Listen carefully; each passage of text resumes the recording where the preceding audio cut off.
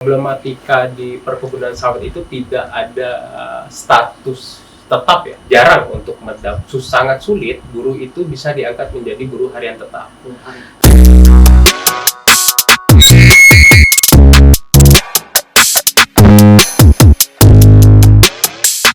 Oke, selamat siang kawan-kawan. Pada kesempatan hari ini kita akan mengobrol tentang seputar kondisi buruh di perkebunan sawit. Saat kita berbicara perkebunan sawit, otomatis kan yang kita dengar adalah lapangan pekerjaan bagi masyarakat segala macam. Tapi bagaimana kondisi pekerjanya di sektor perkebunan sawit? Pada hari ini kita sudah kedatangan bintang tamu spesial ini. Beliau adalah aktivis sekaligus pengurus Federasi Serikat Buruh Kebun Sawit, yaitu Bung Firman. Bung, gimana kabarnya? Alhamdulillah. Oke, oh ya Bung, boleh perkenalkan dirinya Bung? Oke, saya Firman Syahjumanto Balasa. Saat ini sebagai Sekretaris Jenderal di Federasi Serikat Buruh Kebun Sawit Kalimantan Barat. Oke. Kalau boleh tahu, sudah berapa lama Bung di federasi ini? Kalau untuk federasi sendiri cukup panjang ya tahapan untuk sampai terbentuknya Federasi Serikat Buruh Kebun Sawit Kalimantan Barat ini. Diawali dari keresahan teman-teman di beberapa serikat yang dulu masih mandiri, belum terafiliasi kepada federasi di tingkat daerah ataupun nasional. Hingga akhirnya terbentuklah federasi ini di tahun 2023 bulan Januari. Nah, di situ di awal pembentukan motori 5 serikat buruh di tingkatan perusahaan dari Serikat Buruh Kebun PT SDAL, kemudian Serikat Buruh Kebun Bersatu PT Bumi Pratama Khatulistiwa, yang berikutnya Serikat Buruh Kebun Stawar PT Agro Andalan, Serikat Buruh Kebun PT Aditya Agro Indo, khususnya yang pada saat itu masih fokus di satu estate Kebun Ulu Barat. Dan yang berikutnya itu dari Serikat Buruh Kebun Toba PT Surya Agro Alba. Itu di mana itu? Kalau untuk pembentukan federasi sendiri kemarin kita di Pontianak, dan untuk anggota pembentuknya sendiri itu tersebar di beberapa kabupaten. Di Sanggau itu ada 2, Ketapang 1 yang PT Aditya, kemudian Sekadau 1 Serikat Buruh Kebun Stawar, yang satu lagi di Kabupaten Kuburaya Serikat Buruh Kebun Bersatu PT BPK. Oke, berdirinya federasi. Apa yang melatar belakangi berdirinya federasi gitu? Ya, federasi ini sendiri awalnya dari aliansi ya, aliansi buruh kebun sawit yang ada di Kalimantan Barat. Kenapa kemudian kita memilih untuk bersepakat menjadi satu federasi di Kalimantan Barat ya? Keresahan teman-teman saat ini banyak memang serikat buruh yang sudah ada, namun itu tidak mengakomodir teman-teman khususnya di sektor perkebunan sawit, karena sektor sawit ini cukup unik, tidak bisa disamakan dengan manufaktur begitu. Dan di Kalbar sendiri sebenarnya serikat buruh itu udah banyak ya, hanya ada beberapa tempat termasuk di PT JAR, kemudian di Aditya, sebenarnya itu mereka trauma akan serikat buruh kayak gitu, karena merasa mungkin tidak terakomodir lah apa yang menjadi harapan mereka dengan serikat-serikat sebelumnya kayak gitu. Jadi kita akhirnya berkumpul waktu itu di Desa Traju. Kita sepakat untuk memperjuangkan di dalam satu wadah, yaitu Federasi Serikat Buruh Kebun Sawit khusus di Kalimantan Barat sendiri. Jadi hanya fokus di sektor industri sawit, seperti pabrik pengolahan sawit, kemudian kebun sawit, angkutan sawit, baik itu angkutan CPO, kemudian angkutan buah, kernel kayak gitu, dan industri manufakturnya itu pabrik refinery untuk pengolahan ke minyak goreng. Kalau melihat dari situasi sekarang ini, bagaimana pekerja buruh di sektor perkebunan sawit? Ya, kalau kita berbicara kondisi di lapangan hari ini, sebenarnya belum banyak perubahan secara besar. Ya, perubahan-perubahan kecil itu semua berdasarkan dorongan dari teman-teman di masing-masing PUK dan juga teman-teman di organisasi. Karena ya problematika di perkebunan sawit itu tidak ada status tetap ya, jarang untuk sangat sulit buruh itu bisa diangkat menjadi buruh harian tetap. Tapi Ya, status mereka buruh harian lepas. buruh harian lepas. Ya, dengan alasan bahwa mereka ini bekerjanya musiman, kayak besoknya mungkin nyemprot dan segala macam. Tapi prakteknya di lapangan, buruh-buruh itu ya bekerja nyemprot ya dari pertama masuk. Kalau dia nggak ada masalah, dia akan tetap menyemprot terus setiap hari kayak gitu. Nah, itu juga salah satu problem soal status kerja ya. Yang kedua itu terkait dengan keselamatan kerja dan kesehatan atau K3. Nah, teman-teman ini banyak sekali yang satu tidak menggunakan APD ketika bekerja, terutama yang bersentuhan dengan bahan kimia. Kedua, mereka juga tidak tahu fungsi dari APD itu apa, kemudian bagaimana sih mekanismenya dalam menyampur racun misalnya. Atau teman-teman yang numpuk, mereka diberikan beban kerja yang tinggi, sehingga terkadang ketika mereka menggunakan APD itu akan memperhambat pekerjaan mereka. Contoh misalnya, di salah satu basis federasi kita, target mereka untuk MUK itu satu hari buruh-buruh perempuan itu sekitar 500 sampai 700 kilo, dan itu harus diselesaikan dalam satu hari. Nah, ketika mereka tidak selesai itu, maka upahnya akan dipotong, biasa diproporsional sesuai dengan pupuk yang berhasil diselesaikan. Tapi ada juga perusahaan yang tidak memotong upahnya, namun sisa pupuk itu akan menjadi beban di esok hari. Nah, jadi kalau dalam seminggu dia nggak bisa menyelesaikan, tiap hari dia nggak selesai, ya itu akan menumpuk terus sampai di hari seterusnya.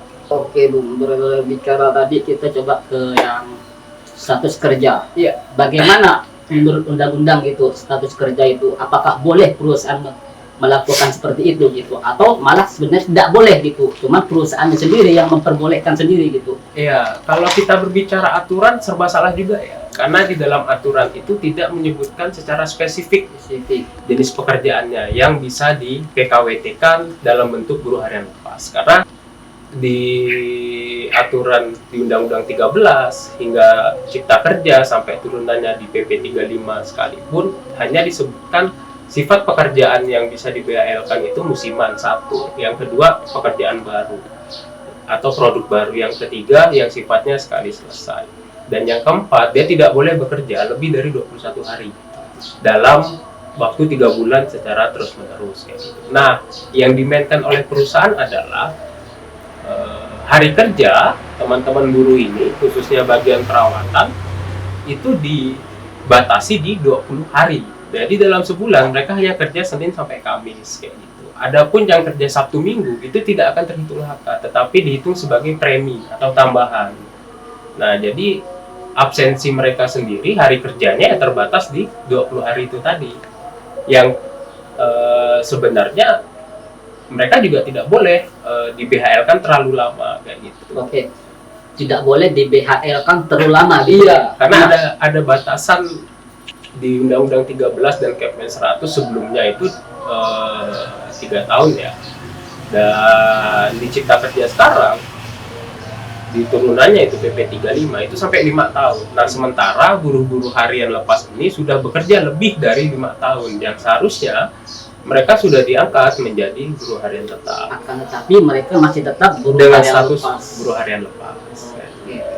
Tapi ada nggak sih undang-undangnya gitu yang mengatur bahwa buruh berapa tahun gitu bekerja itu harus diangkat ke jadi buruh harian tetap gitu? Iya, Aturannya tadi di PP 35 yang saat ini banyak digunakan gitu ya. Biarpun kita, kalau kami pribadi di federasi tetap mengajunya Undang-Undang 13 ya. Saat ini itu maksimal 5 tahun. 5 tahun untuk kontrak PKWT. Dalam PKWT itu tadi kan ada BHR. Nah, itu yang masih diterapkan. Nah, terkadang di lapangan kontrak itu dibuat terputus. Jadi ketika mereka sudah bekerja atau kontraknya 3 bulan nih, nanti diliburin. Sebulan kemudian baru mereka disambung kontrak. Ya, jadi akan terhitung baru kayak gitu kontraknya. Nah, ini yang biasa mekanisme yang diterapkan oleh perusahaan. Ada juga perusahaan yang terang-terangan bahwa mereka ini statusnya buruh harian lepas dan itu sudah bertahun-tahun. Sayangnya untuk membuktikan hal itu, akses pekerja ini sulit. Kenapa dikatakan sulit? Buruh harian lepas mayoritas tidak menerima slip gaji. Nah, dan mereka juga tidak tanda tangan yang namanya kontrak kerja. Karena di dalam aturan sendiri, kontrak kerja untuk buruh harian lepas itu cukup dengan melampirkan data nama pekerja, jenis pekerjaannya apa saja, upahnya berapa, sudah dilaporkan ke Dinas Tenaga Kerja. Itu sudah cukup sebagai bukti bahwa kontrak PKWT itu ada. Nah, jadi si pekerjanya sendiri atau buruhnya itu tidak memegang kontrak. Yang megang kontrak itu cuma Perusahaan dan dinas. Jika dilaporkan. Berarti kalau tidak dilaporkan maka akan terus jadi. Kalau dia tidak dilaporkan dan itu bisa memang terbukti tidak dilaporkan, maka buruh tersebut secara otomatis, secara hukum akan menjadi buruh harian tetap. Nah, pembuktian itu juga yang cukup sulit karena aksesnya ya kita harus memastikan itu di Disnaker dan ya kita tidak pernah tahu. Mungkin pada saat proses kita mempertanyakan itu, manajemen perusahaan sudah menyiapkan dokumennya tersebut dan siap diantar kayak gitu. Oke, berbicara beban kerja tadi Bung Karya, pemupuk bisa 500 sampai 700 kilo. 700 kilo harus dalam satu hari harus ada target. Seandainya target itu tidak tercapai, apakah itu ada potongan atau gajinya tetap dibayar full gitu? Ya, di beberapa perusahaan khususnya di anggota kami yang ketika itu tidak selesai akan menjadi proporsional HK-nya. Jadi misalnya HK dia 110.000, targetnya 700 kilo, nah itu akan dibagi 100.000 dibagi 700 kilo. Jadi berapa kilo yang terrealisasi itu yang dibayarkan. Nah, tapi ada juga perusahaan yang ketika itu tidak selesai akan menjadi beban di kemudian hari. Nah, jadi misalnya yang diaplikasikan hari ini hanya 600, masih ada 100 kilo. Nah, itu akan menjadi tambahan beban kerja dia di hari berikutnya. Iya. Itu contoh yang kedua. Nah, yang ketiga ada juga ketika ada salah satu yang tidak dapat menyelesaikan di perusahaan yang cukup baik karena dialog sosialnya juga dibangun. Nah, sisa itu akan dibagikan kepada teman-teman pemupuk yang lain dan akan dihitung sebagai tambahan kayak gitu. Jadi misalnya sudah 7 jam kerja atau sudah 7 jam kerja tapi masih ada nih sisa 100 kilo. Nah, misalnya mereka menyelesaikan dalam 2 jam, ya itu akan dihitung sebagai tambahan 600 kilo itu tadi. Karena mekanisme di perkebunan sawit sendiri ada yang menggunakan sistem target kerja, ada juga yang menggunakan jam kerja. Tapi realisasinya dua-duanya ini selalu digunakan untuk semua jenis pekerjaan. Kalau bedanya Bung? Ya kalau dia sudah 7 jam kerja, dia hanya mampu mupuk 400 kilo, ya 400 kilo itu udah dapat HK karena sudah 7 jam kerja. Nah, tapi kalau dia menggunakan target kerja, meskipun target kerjanya selesai, tapi belum 7 jam, dia pun nggak bisa pulang. Karena harus absen lagi kan, harus pinjar lagi. Pinjar itu jam 2 siang. Terus masalah-masalah mendasar yang paling sering dihadapi buruh itu adakah seperti kayak untuk segala macam? Ya masalah mendasar tadi ya beberapa itu soal status kerja. Kedua soal K3. Yang ketiga itu terkait dengan jaminan sosial, baik itu BPJS Tenaga-Kerjaan maupun kesehatan. Yang berikutnya APD, alat kelengkapan kerja, termasuk sampai antar jemput bagi pekerja. Dan banyak juga guru-guru yang harian lepas itu mereka tidak mendapatkan hak cutinya, terutama guru-guru perempuan. Ketika mereka hamil dan mereka melahirkan, nah itu mereka nggak dapat tuh cuti melahirkan. Jadi kalau mereka mau cuti ya surat pengajuan tetap dibuat, mereka nggak masuk ya nggak dibayar. Yang seharusnya mereka ngambil cuti melahirkan 3 bulan itu ya upahnya tetap harus dibayar full selama 3 bulan. Meskipun itu guru harian lepas. Iya, karena di aturan sudah jelas tidak menyebutkan status si pekerja. Dijelaskan bahwa guru perempuan yang mengambil cuti mengambil cuti, baik itu cuti melahirkan, cuti keguguran, cuti haid, itu tetap harus mendapatkan upah full kayak gitu. Upah full ini dalam artian upah pokok ya, tidak termasuk tunjangan tidak tetap. Tunjangan tidak tetap misalnya kayak tunjangan kehadiran, tunjangan transportasi jika ada. Nah, itu tidak termasuk di situ. Oke, dan bicara tadi ada K3. Iya. Nah, kalau di perusahaan itu ada nggak sih pengawas K3-nya gitu? Kalaupun ada, seperti apa mekanismenya gitu? Ya banyak di perkebunan sawit sih tidak ada ya. Tidak ada. Lebih banyaknya tidak ada. Jadi kalau bicara pengawas dan yang khusus K3 ataupun orang yang expert di K3, karena di K3 sendiri itu kan ada mekanisme sertifikasi K3. Nah, untuk di sektor industri sawit sendiri, K3 sektor sawit itu belum ada. Jadi mayoritas masih menggunakan K3 umum, ahli K3 umum, sertifikasi Kemenaker. Nah, itu pun tidak semua perusahaan punya. Ada juga perusahaan yang punya, ada mereka ahli K3, ada puskesmas, bukan puskesmas, ada klinik, ada dokternya. Tapi mekanisme K3-nya itu nggak jalan juga. Panitia persiapan keselamatan dan kesehatan kerjanya itu nggak jalan kayak gitu. Jadi hanya sebatas formalitas untuk dilaporkan ke dinas, dan hanya sedikit yang mengetahui, terutama manajemen kebun. Jadi guru tidak dilibatkan secara langsung dan tidak dilibatkan secara aktif, baik itu mandor atau apa, dan juga ataupun yang lainnya ya, termasuk serikat pekerja itu tidak dilibatkan secara aktif di dalam P2 K3 itu tadi, karena memang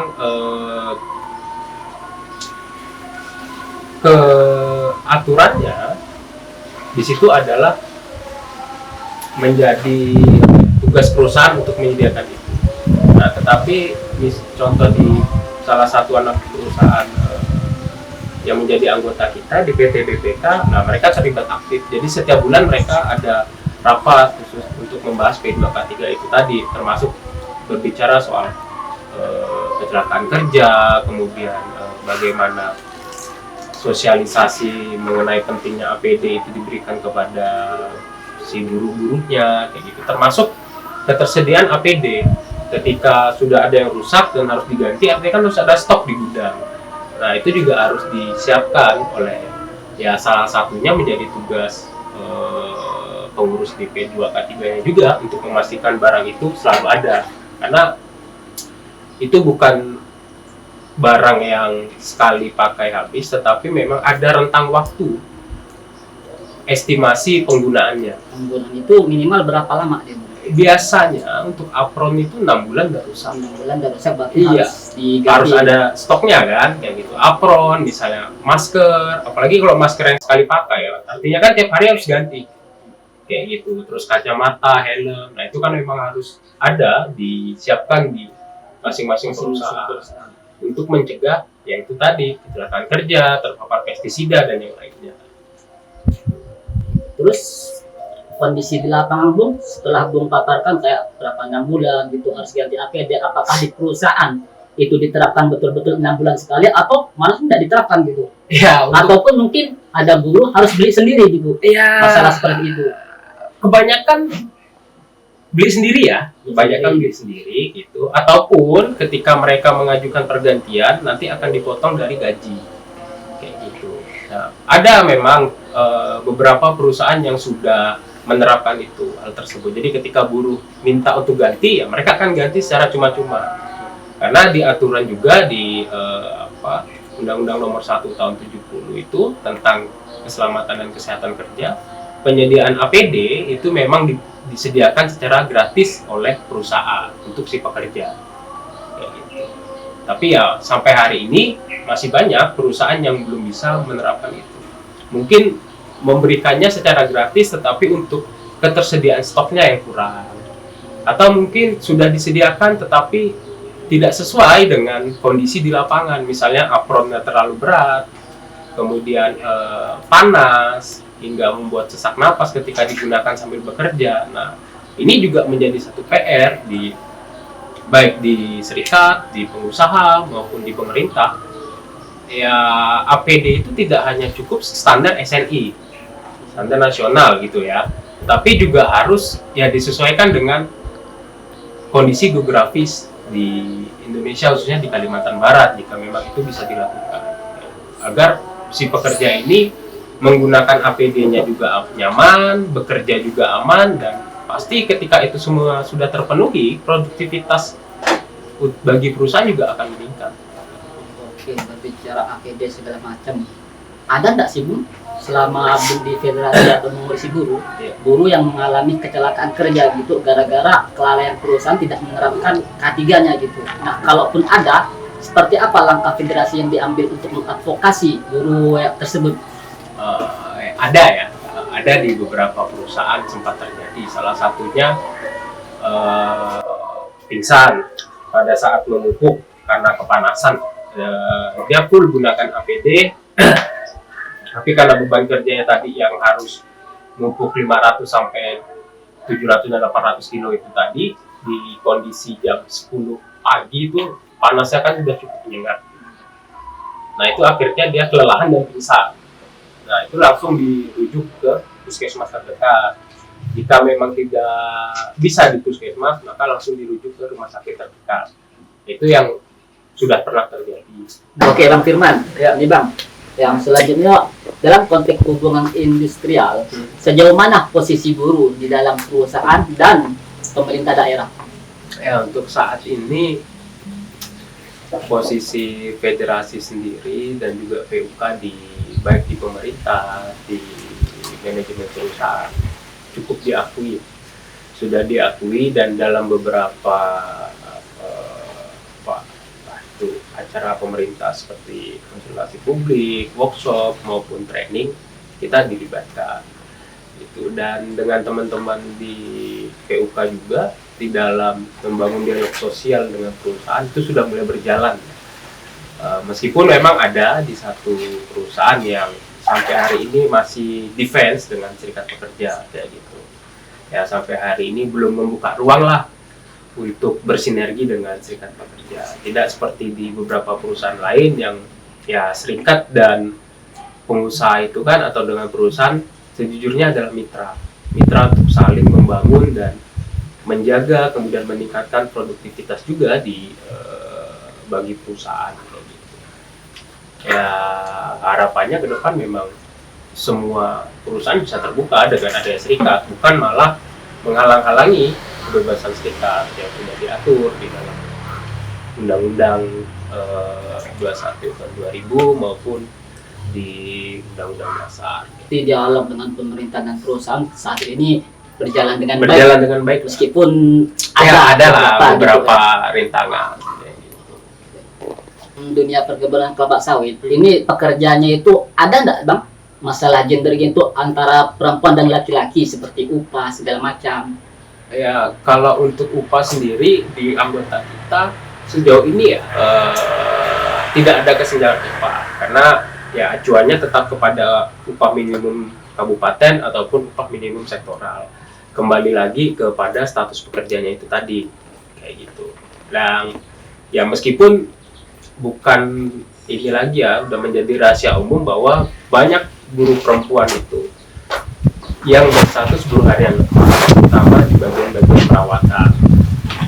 Nah, memang di perkebunan sawit sendiri mayoritas pekerjanya itu adalah buruh perempuan.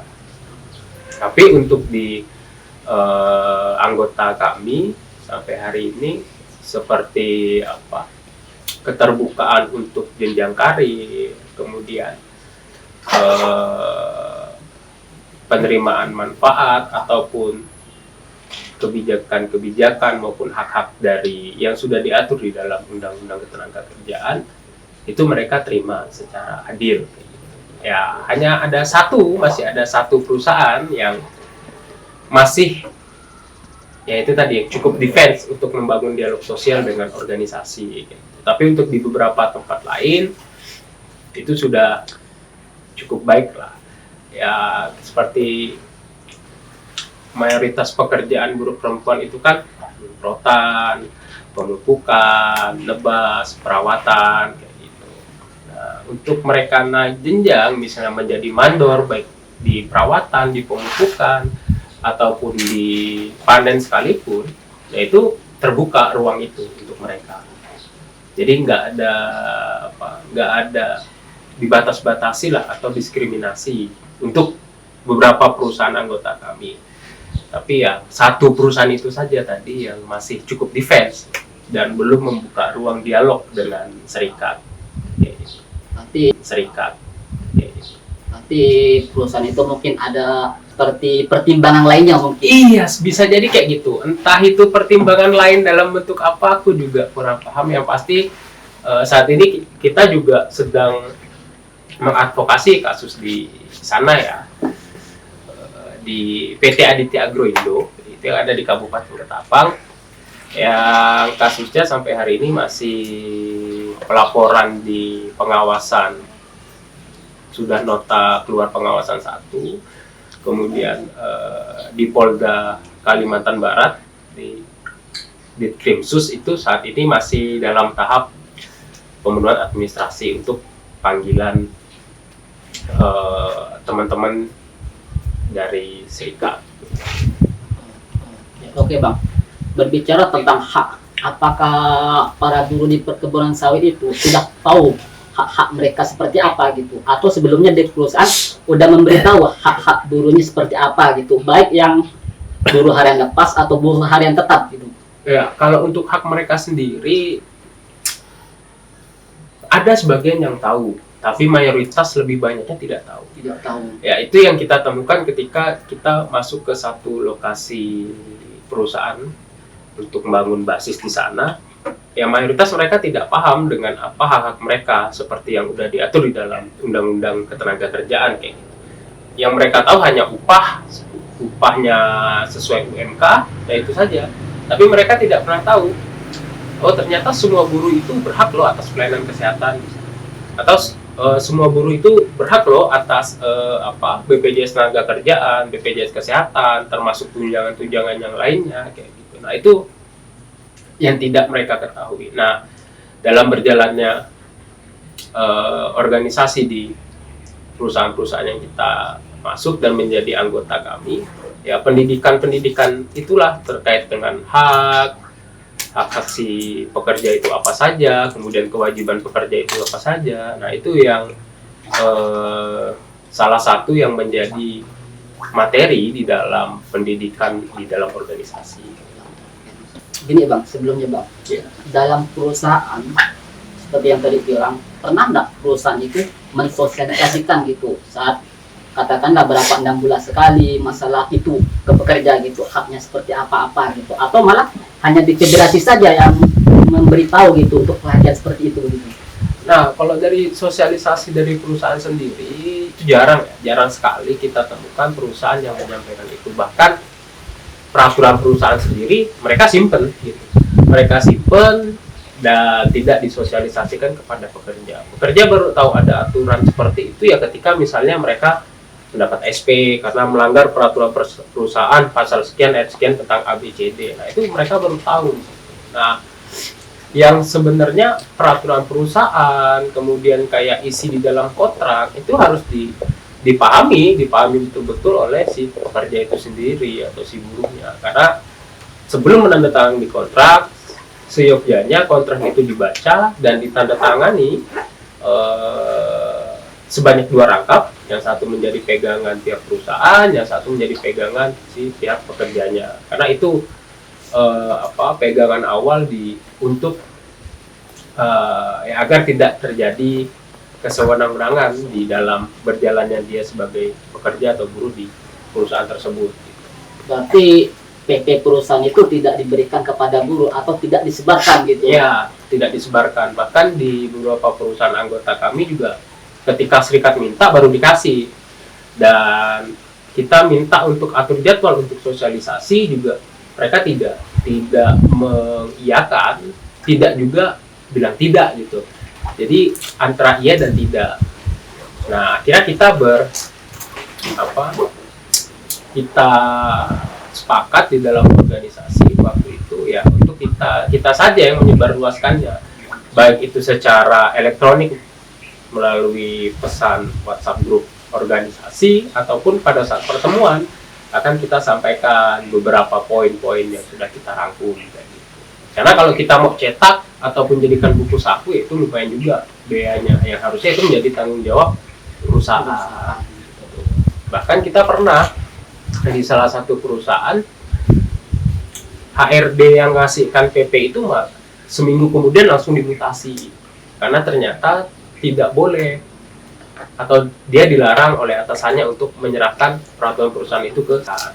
Berarti peraturan perusahaan itu termasuk privasi gitu kan? Enggak juga. Karena di dalam aturan sendiri ya pembuatannya memang itu sepenuhnya menjadi kewenangan perusahaan.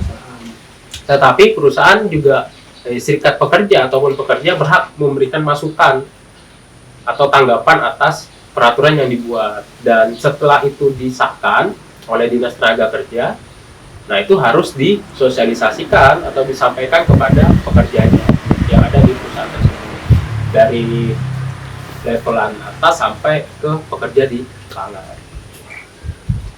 Ini Bang mau tanya juga, langkah-langkah federasi dalam mengadvokasi gitu seperti apa strateginya gitu, seperti dengan bantuan hukum, advokasi, atau malah pendidikan segala macam gitu, apa itu juga dilakukan oleh federasi Bang? Ya, kalau untuk langkah-langkah yang kita lakukan pasti dalam pembangunan organisasi, baik organisasi apapun itu ada yang namanya pendidikan organisasi, mulai dari pendidikan dasar sampai pendidikan lanjutan. Ya, pendidikan dasar biasanya kita menyangkut beberapa hal terkait dengan organisasi itu sendiri, mekanismenya gimana, SOP-nya gimana, kemudian baru dilanjutkan dengan taraf-taraf materi-materi yang telah disesuaikan, yang telah disusun oleh tim di federasi itu sendiri. Jadi pendidikan itu wajib dan rutin dilaksanain, minimal itu 1 bulan sekali biasanya kita lakukan untuk di PUK. Nah, berarti itu semua PUK yang tergabung dalam federasi. Terus bagaimana PUK yang tidak tergabung dalam federasi tapi ingin mengikuti pendidikan itu Bang, apakah diperbolehkan gitu? Ya, terkadang kita kolaborasi dengan beberapa mitra yang ada di Pontianak gitu. Kita buat workshop dalam skala besar. Itu juga mengundang serikat-serikat buruh lain yang tidak tergabung di dalam federasi. Ya, karena organisasinya saja sudah berbeda, ya kita tidak bisa juga untuk campur tangan terlalu jauh kan, ya paling ya ketika acara-acara besar seperti itu atau mereka sharing terkait permasalahannya baru kita bisa memberikan saran dan masukan. Nah, terkait dengan langkah-langkah advokasi ya selama itu bisa diselesaikan di tingkat perusahaan atau secara bipartit, kita akan selesaikan itu secara bipartit. Tapi ketika itu sudah tidak bisa terselesaikan, pilihannya hanya 2. Mekanisme pengaduan ke Dinas Tenaga Kerja, yang kemudian nanti akan dimediasi, dan setelah mediasi jika memang tidak ada kesepakatan, akhirnya akan keluar anjuran dan harus ke Pengadilan Hubungan Industrial. Atau opsi kedua, biasanya kita akan melakukan komplain. Komplain itu kita sampaikan kepada manajemen tingkat atas maupun pembeli minyak atau pembeli buah dari perusahaan tersebut. Kayak gitu. Nah, tapi kita lebih seringnya menggunakan mekanisme yang kedua karena itu jauh lebih efektif dan tidak terlalu menguras tenaga. Karena kalau kita harus bolak-balik ke Dinas Tenaga Kerja yang sementara Pengadilan Hubungan Industrial sendiri itu adanya di ibu kota provinsi dengan jarak kebun sawit yang cukup jauh dari ibu kota provinsi, itu akan banyak makan waktu, makan tenaga, dan juga pasti biayanya cukup besar. Kayak gitu.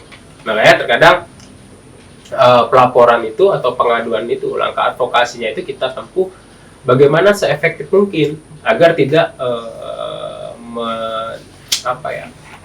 tidak menyusahkan teman-teman di PUK juga.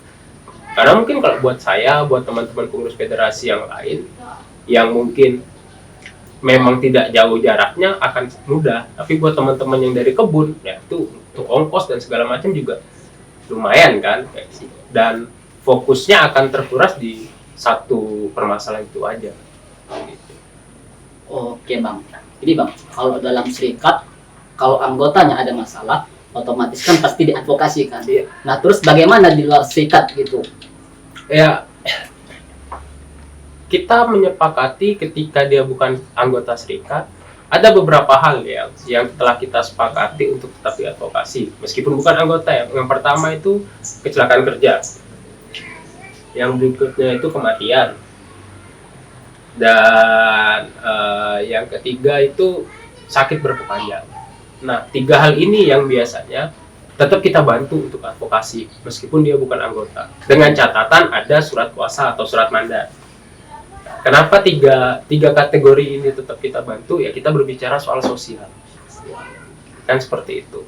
Kecelakaan kerja ya kita nggak bisa tutup mata, mungkin hari ini yang ngalamin buruh yang lain, kita nggak pernah tahu ke depan apakah itu anggota serikat atau bukan yang mengalaminya lagi. Tapi setidaknya ketika kecelakaan kerja itu terjadi dan ada beberapa catatan untuk mencegah atau setidaknya meminimalisir dengan perubahan yang diterapkan oleh perusahaan, ya itu harus kita sampaikan agar kedepannya tidak terjadi lagi kecelakaan kerja berikutnya.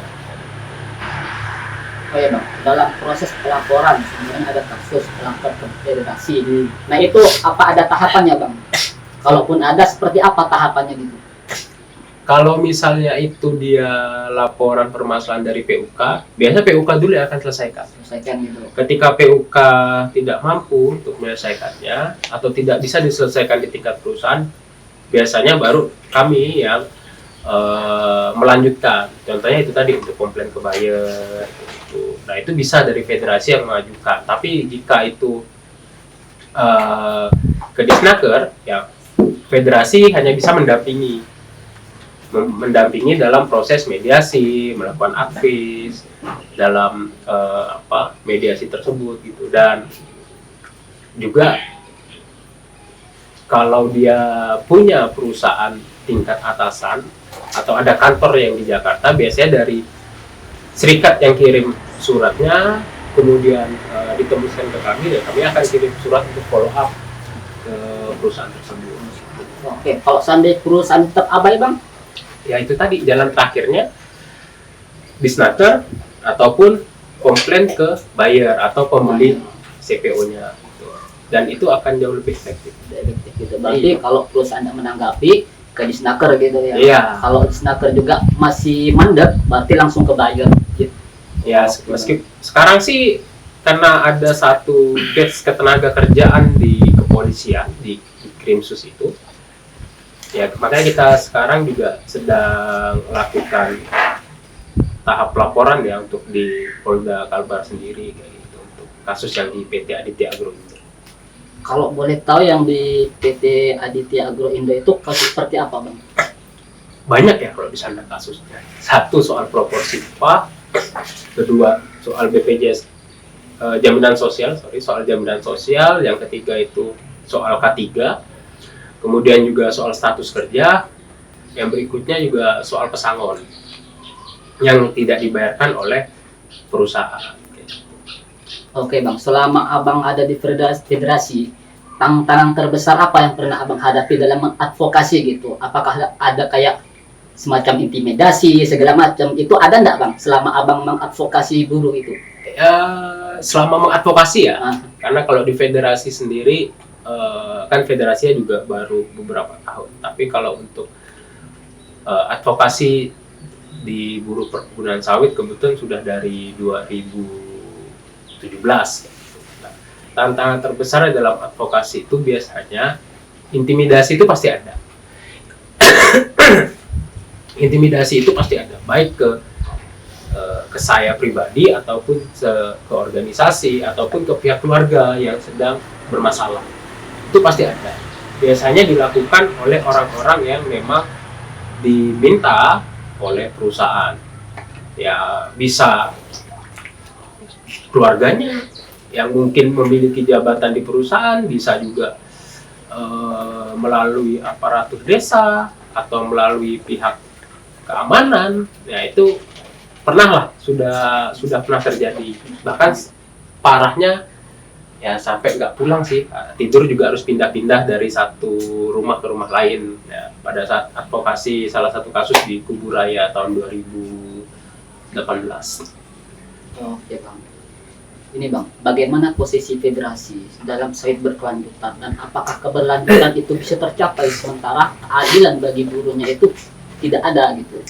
Karena dalam beberapa media iklan pengusaha sawit pasti akan menerapkan sawit berkelanjutan gitu kan. Nah, sementara bagaimana kita mau berkelanjutan gitu? Sementara buruhnya saja seperti yang Bang bilang tadi ceritakan banyak mereka tidak tahu hak-haknya, pelanggaran-pelanggaran segala macam gitu.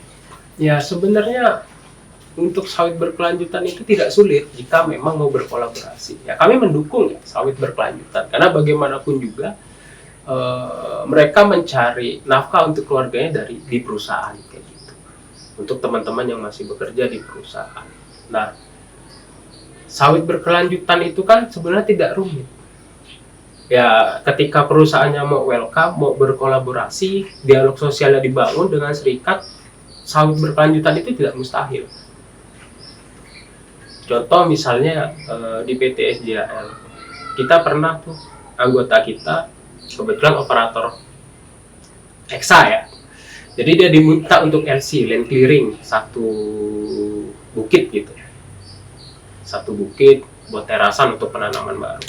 Nah, si buruh ini menolak dengan alasan ya karena dia tahu peta landscape-nya perusahaan, dia tahu di bukit ini ada sumber mata air yang digunakan oleh warga di kampung, dia nggak mau dan hampir dipecat karena itu. Ya, kita coba advokasi, kita sampaikan beberapa pertimbangannya dan ya dalam kurun waktu sebulan lah waktu itu, ya akhirnya dia tetap kerja lagi seperti biasa sampai hari ini dan itu sebenarnya bisa dilaksanain dan bisa dijaga ketika komunikasi itu dibangun, dialog sosial itu dibangun. Jadi bukan adanya serikat itu sebagai musuh perusahaan, enggak. Serikat itu sebagai mitra yang berkolaborasi dengan perusahaan untuk melakukan perbaikan-perbaikan kayak gitu. Kemudian pemenuhan haknya. Ya kalau sudah, aku percaya ketika hak mereka itu sudah terpenuhi, perusahaan nggak perlu minta untuk meningkatkan produktivitas, mereka juga pasti akan meningkatkan produktivitas. Ya, jika harga panen itu sesuai saja, harganya sesuai, hasilnya sesuai dengan yang mereka terima misalnya, nggak mungkin lah mereka kerjanya 3-4 jam, pasti mereka kejar hasil. Terus apalagi buruh-buruh yang kemudian meninggalkan kampung halamannya untuk bekerja di tempat lain, mereka itu carinya hasil. Ya, berdasarkan pengalamanku di perusahaan sebelumnya di tempatku bekerja, itu pemanennya bisa loh kerja sampai jam 6 sore tanpa disuruh Gitu. Tanpa disuruh karena hasilnya sesuai. Mereka bisa menghitung hasil kerja mereka satu hari hasilnya berapa. Karena ada transparansi soal perhitungan upahnya seperti apa. Dan dalam 1 bulan paling sedikit itu mereka kalau kerja hanya sesuai jam kerja atau hanya menyelesaikan target, itu masih dapat mereka 3,5 juta di tahun 2015 ya, 3.500.000, 4 juta, itu hanya mencapai target aja. Misal target panennya 150 janjang, mereka satu hari panen 200 janjang, itu udah dapat 1 HK plus bonus premi. Di tahun itu di Kabupaten Sambas 1 HK dan premi mereka udah bisa dapat 120.000. Di luar dari premi tambahan buah tadi ya, karena ada premi capai basis, ada juga premi lebih basis kayak gitu. Dan jika semua perusahaan menerapkan mekanisme catu yang diatur di dalam undang-undang, aku yakin perusahaan buru-buru juga akan semangat kerja. Jadi ada perusahaan yang menerapkan mekanisme catu sebagai hak dasar si pekerja atau diberikan secara cuma-cuma setiap bulan dalam bentuk beras kepada pekerja. Tapi ada juga perusahaan yang menerapkan catu itu sebagai reward atau bonus. Ketika mereka capai target, misalnya dalam 1 bulan panen 20 ton, mereka baru dapat 1 karung beras 15 kilo. Nah, kalau perusahaan menerapkan catu itu sebagai hak yang akan diterima pekerja, baik itu pemanen, pekerja workshop ataupun pekerja lapangan, ya otomatis si pekerja ini nggak bakal ragu untuk bekerja secara total dan pastinya meningkatkan produktivitas si perusahaan, karena kan ujung tombak perkebunan sawit itu sebenarnya ada di pemanen dan angkutan di traksi. Ketika buahnya turun dan dikeluarkan ke TPH, diangkut ke pabrik, mereka udah dapat duit. Oke bang, kalau menurut abang dia bang, sejauh mana sih aktivitas ke pengawasan tenaga kerja dan provinsi gitu bang?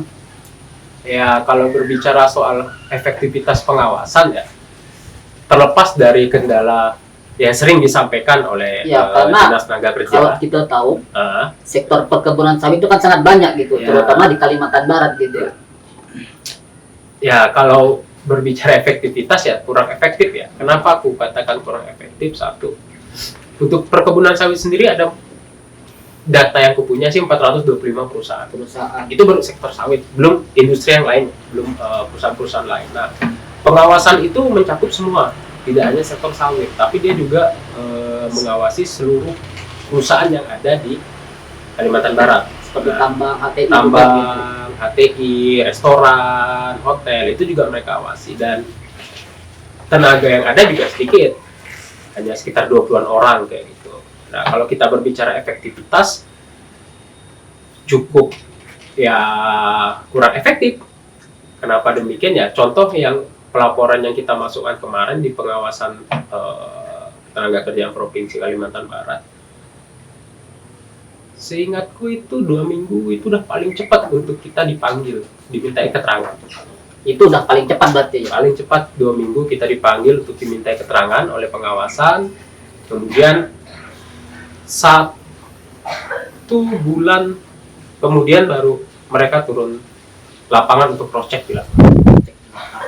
dan prosesnya ya kurang lebih makan waktu 1-2 bulan. Itu pun jika pekerjaan mereka atau laporan yang masuk ke pengawasan itu tidak terlalu banyak.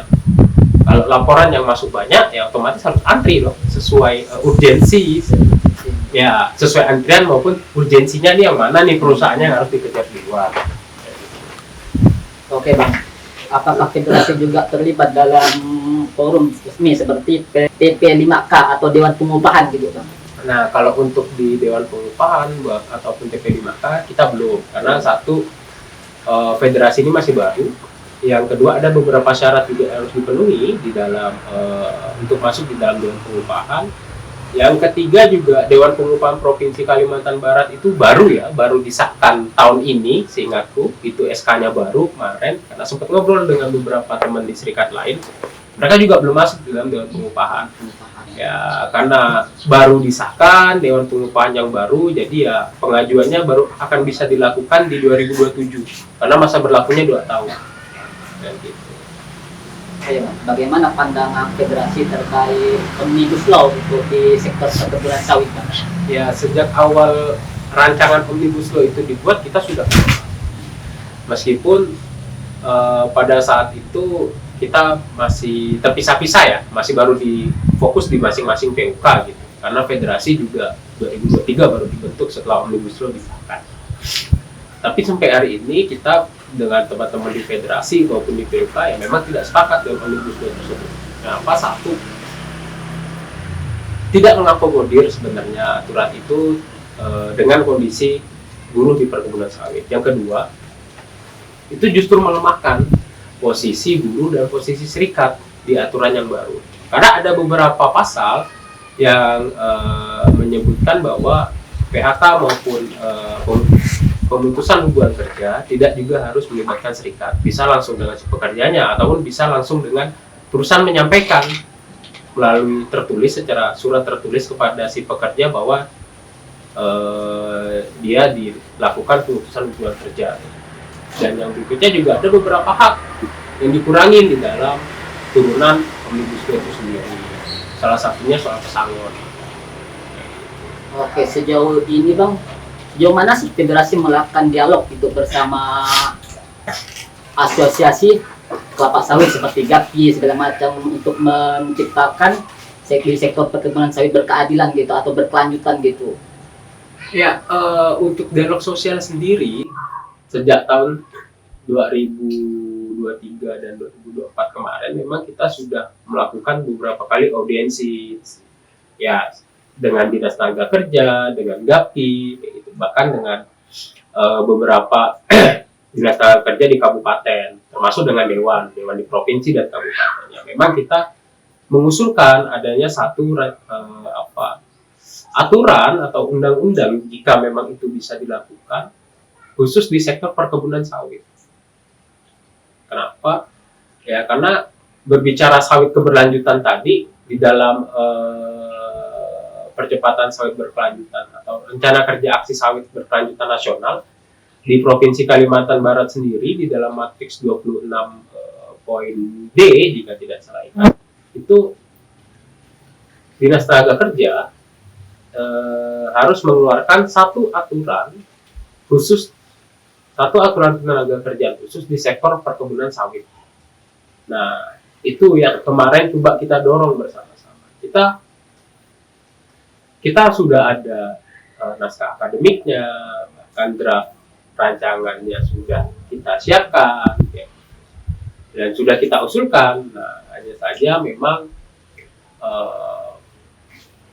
butuh proses yang lebih panjang mungkin untuk melobi atau agar itu dapat terrealisasi. Yang terakhir kemarin kita lakukan di Kabupaten Skadau bersama perwakilan dewan yang hadir pada saat itu, mereka menerima kita menyerahkan naskah akademik soal usulan perda atau perbuk, atau jika bisa itu ya nanti diusulkan ke provinsi, rancangan perda untuk perlindungan buruh perkebunan kelapa sawit, dan diterima dengan baik oleh DPRD Skadau.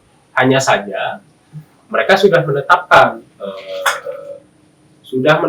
beberapa perda yang akan dibuat di masa jabatan mereka, dan 1 tahun itu hanya bisa 3 mereka membuat perda. Ya kebetulan perda untuk perlindungan buruh perkebunan sawit di Kabupaten Skadau itu kita bisa masuk di nomor 4. Jadi harapannya di tahun depan ataupun awal 2027 nanti ya itu sudah bisa terrealisasi perda tersebut. Ya mungkin memang prosesnya panjang ya tapi kita mengikuti mekanisme yang ada di dewan tersebut. Menurut federasi nih Bang, langkah yang paling mendesak untuk buruh mendapatkan hak-haknya itu langkah seperti apa Bang? Ya kalau berbicara langkah mendesak ya pasti semua itu harus diawali dengan pendidikan yang matang. Jadi pendidikan yang merata ke seluruh anggota, baik itu di serikat maupun di federasi. Yang berikutnya koalisi ataupun aliansi juga harus dibangun lintas jaringan, baik itu sesama buruh sawit di Kalimantan Barat maupun dengan buruh sawit yang ada di luar Kalimantan Barat, itu juga harus dibangun. Karena tujuan kita juga pasti sama, untuk meningkatkan kesejahteraan buruh dan pekerjanya dan keluarga. Meningkatkan kesejahteraan buruh dan keluarganya. Tapi dalam satu langkah besar ya, aliansi ataupun koalisi yang akan dibangun ya harapannya bisa melepaskan ego masing-masing di serikat itu sendiri. Masing-masing ego serikat, kepentingan serikat, ya itu harus dilepaskan, ditinggalkan untuk kita duduk bersama, menyuarakan satu tujuan yang sama, ya seperti yang kita harapkan kayak gitu. Nah, dalam waktu dekat mungkin kita juga akan coba berdiskusi dengan beberapa serikat lain yang ada di Kalbar terkait dengan perda untuk buruh di sektor perkebunan sawit. Karena ini tidak bisa kita lakukan sendiri, kayak gitu. tidak bisa hanya satu atau dua organisasi yang melakukannya, tetapi harus bersama-sama dengan teman-teman serikat buruh yang ada di Kalimantan Barat. Oke Bang, ini Bang, menurut Abang atau kawan-kawan federasi gitu, bagaimana sih Bang pesannya kepada pemerintah, perusahaan atau masyarakat gitu tentang pentingnya menghormati hak-hak buruh di sektor perkebunan sawit? Sebenarnya bukan hanya sektor perkebunan sawit, semuanya gitu. Ya, bagi kami ya, terhadap konsumen pasar misalnya, penikmat pengguna hasil olahan dari sawit, dari minyak sawit, cobalah untuk melihat bagaimana perjuangan mereka mengeluarkan buah, merawat kebun itu, hingga bisa menghasilkan produk yang saat ini mungkin kita gunakan kayak sabun, bahan-bahan kecantikan dan segala macam. Karena sejauh ini konsumen atau masyarakat umum sedikit lah ya yang mengetahui tentang kondisi real yang terjadi kepada buruh-buruh sawit itu sendiri. Itu yang pertama. Yang kedua, ya hadirnya organisasi, hadirnya serikat pekerja atau serikat buruh itu bukan menjadi satu ancaman sebenarnya untuk pengusaha.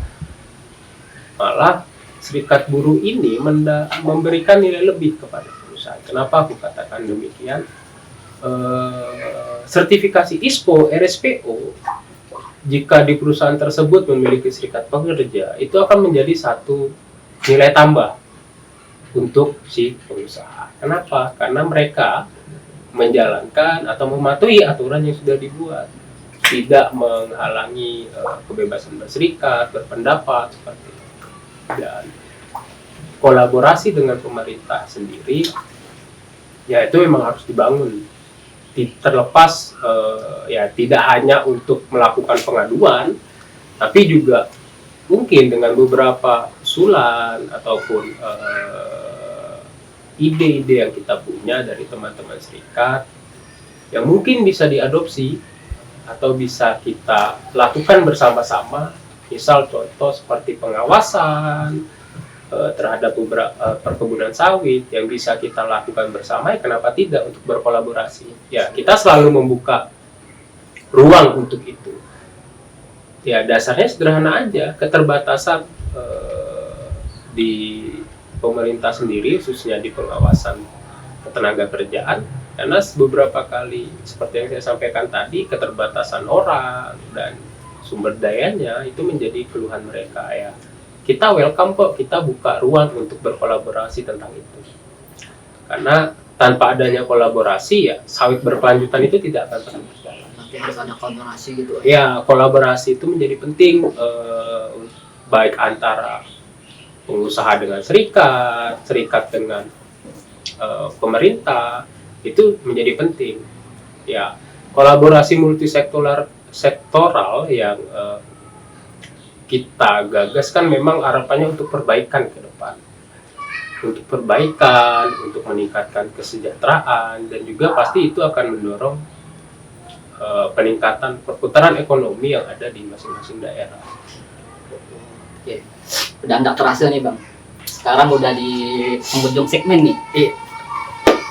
Oke, boleh nggak Bang minta kata-kata buat supaya buruh dan kawan-kawan lain semangat gitu, sebagai penutup nih Bang?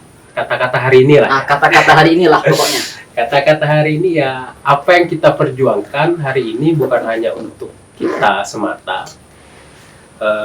Kalau bukan kita, nggak mungkin orang lainnya akan perjuangkan. Dan perjuangan yang kita lakukan juga untuk anak cucu kita ke depannya, agar tidak ada lagi kejadian-kejadian yang tidak enak atau kecelakaan kerja yang terus menghantui di industri sawit. Kalau pantun Bang, bisa nggak kira-kira? Kebetulan saya tidak bisa berpantun, jadi cukup sekian. Ya, oke, mungkin sekian ya Bang bincang-bincang kita tentang bagaimana pekerja buruh sawit di sektor perkebunan sawit ya. Iya. Sudah cukup jelas lah tadi jelaskan sama Bang Firman bagaimana kondisinya, hubungan dengan perusahaan dan segala macam gitu ya. Iya. Mungkin cukup sampai di sini dulu ya untuk episode hari ini. Mungkin kawan-kawan tunggu saja episode selanjutnya gitu. Terima kasih.